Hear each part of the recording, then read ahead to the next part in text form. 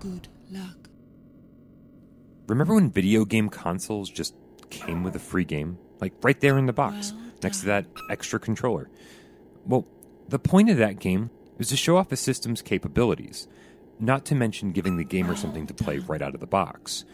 The best examples of this are Super Mario Bros. And Duck Hunt for the NES, Super Mario World for the SNES, and Sonic the Hedgehog for Sega Genesis.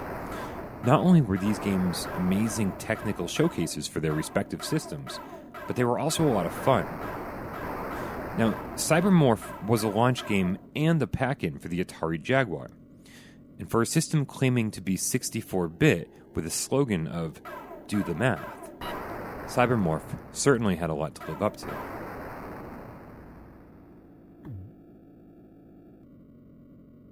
Well done. Now, over the years, Cybermorph has gotten a really bad reputation, so we need to look at some of the reasons it's gotten that.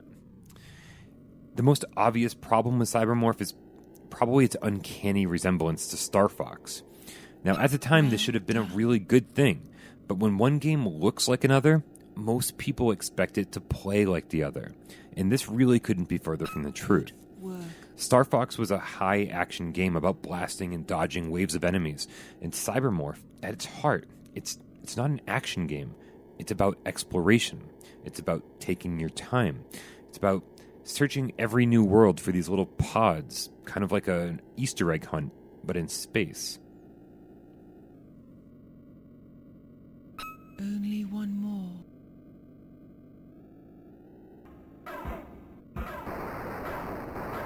Ouch. Now, it's not just exploration. There is combat involved, too. And combat in Cybermorph is something that should not be taken lightly. You'll need to keep your distance from enemy crafts and dispatch them quickly before they swarm you. Dealing with more than one or two at once in close proximity is going to cause trouble, which is why we need to talk about the controls.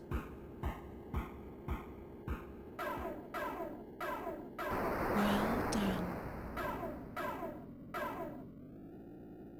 Well done.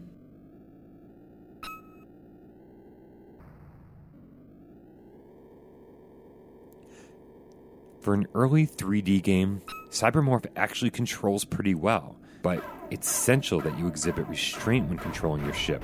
See, at slower speeds, you'll find your ship to be fairly dexterous, but at higher speeds, you'll lose all of that precision and the ability to quickly knock out your targets, bringing a game over screen far too prematurely.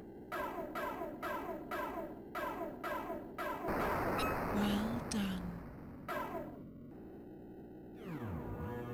Graphically, I really like the look of Cybermorph, which I admit is not an altogether popular opinion. But the flat-shaded polygons give the game a distinct look and actually helped it to age fairly well. Each world has a different enough color palette to differentiate it from the last, and I found myself actually looking forward to each new level.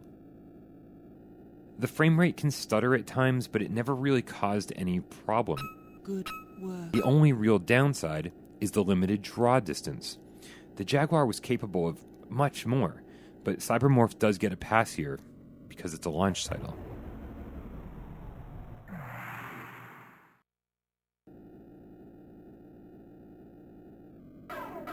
The ship's computer, named Skylar, will talk to you here and there and say things like, "Good work," or "Portal now open." Good work. Only one more. Portal now open. But she's famous for saying, "Where did you learn to fly?" whenever you crash into something. Now, I've definitely heard this on occasion, but during this last 45-minute playthrough, I never heard it, not even once. So if you hate hearing it, maybe you need to get a little bit better. It takes time to get used to the controls, and you can't just hold down the accelerator.